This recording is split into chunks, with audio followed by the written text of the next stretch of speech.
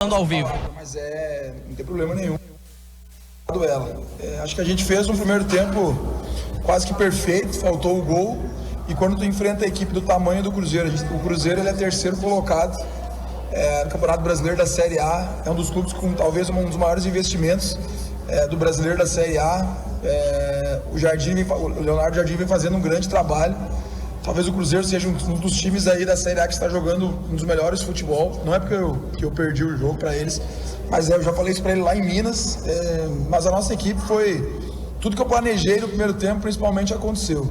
A gente conseguiu neutralizar, e nas vezes que o Cruzeiro conseguiu a finalização, é mérito dos atletas do Cruzeiro, mas a nossa equipe foi intensa na marcação. A gente conseguiu neutralizar as principais ações do Cruzeiro, conseguiu ter volume ofensivo.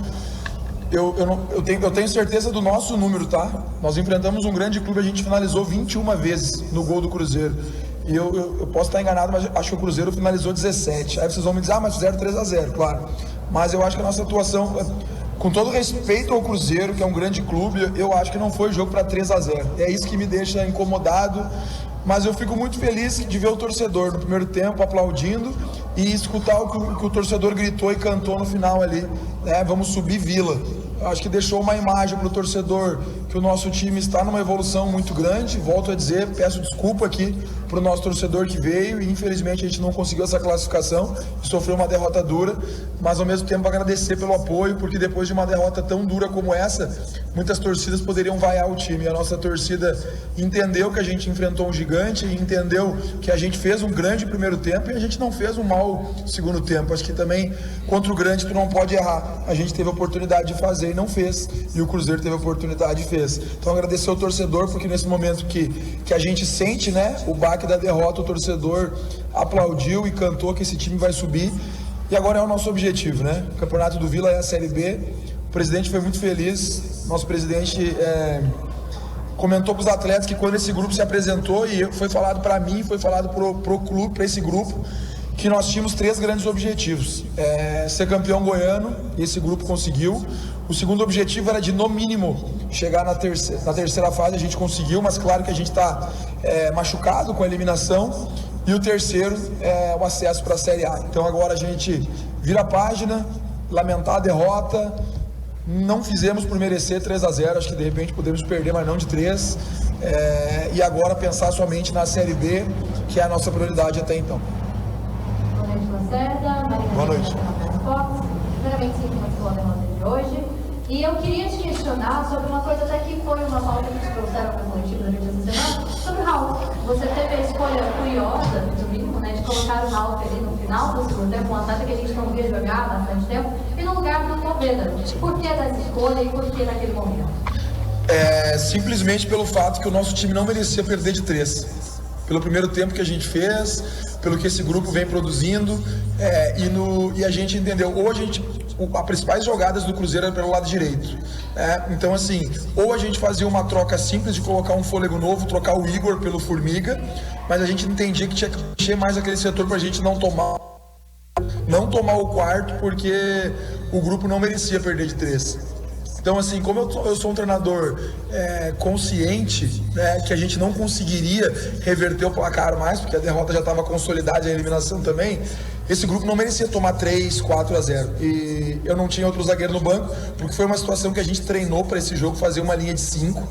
A gente treinou com o Maia, e como o Maia tinha entrado, eu não tinha outro zagueiro no banco, eu optei de colocar o Ralf como um terceiro zagueiro, mas só pelo fato de a gente estancar aquelas infiltrações pelo lado esquerdo. Aconteceu que a gente neutralizou aquele lado, mas acabou sofrendo o terceiro gol ali de bola parada, mas somente por isso, por uma questão tática de a gente não levar mais gols. Boa noite, Lacerda. Gustavo da Rádio Bandeirantes Goiânia. Hoje, para a partida contra o Cruzeiro, a gente observa ali o meio de campo e tem 3 atletas que são considerados reservas, mas você até abandona meio que esse termo, porque acredita muito no elenco do Vila Nova.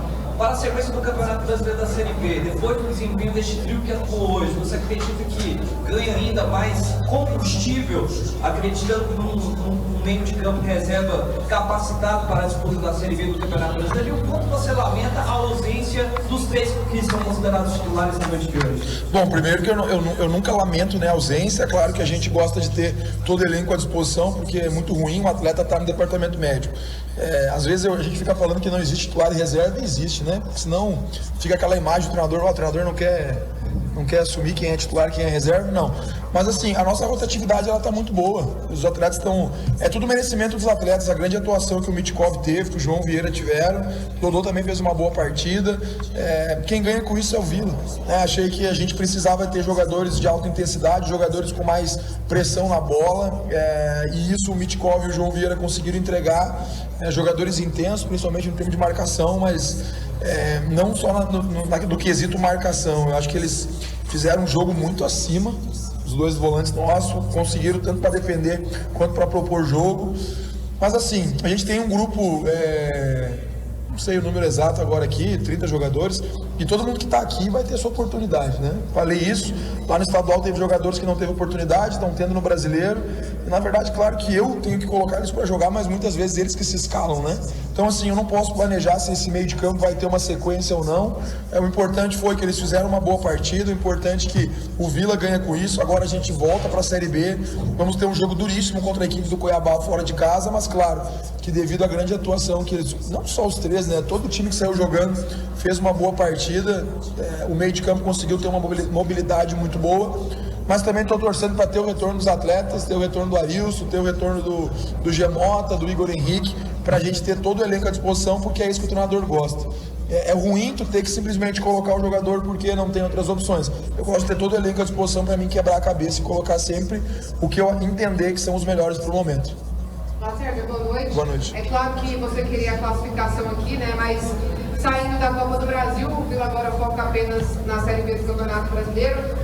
Quando tiver jogo de Copa do Brasil vai ter a semana, né, para treinar. Você acredita que o Vila pode aproveitar isso para evoluir e a partir disso a pressão, a cobrança vai aumentar para um grande objetivo que é o acesso para a Série A? Pressão, com certeza. Mas isso é bom, né? Falei até na palestra pré-jogo. É uma pressão gostosa, quem não gosta de pressão não pode trabalhar com futebol, e aqui no Vila tem de todos os lados, de vocês, da imprensa, da torcida, da diretoria, minha com os atletas, dos atletas comigo, por estar sempre querendo evoluir.